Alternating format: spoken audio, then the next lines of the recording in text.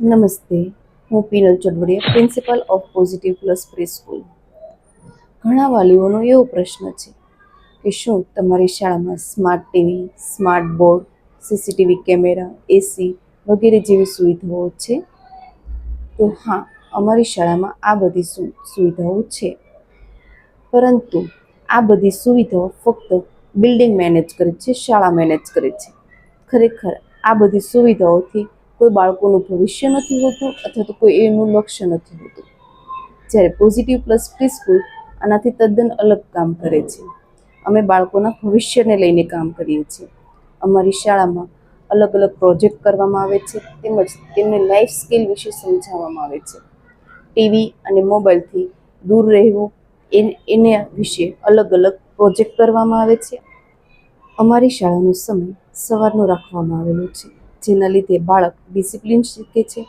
તેમજ ટીવી અને મોબાઈલથી દૂર રાખવા માટે પેરેન્ટ્સ જોડે પણ ચર્ચા કરવામાં આવે છે.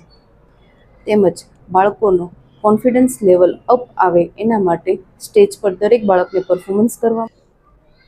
અમારે અહીં બાળકોના જીવનમાં માતા પિતા તેમજ વડીલોનું સ્થાન શું છે એના વિશે પણ બાળકો સાથે ચર્ચા કરવામાં આવે છે.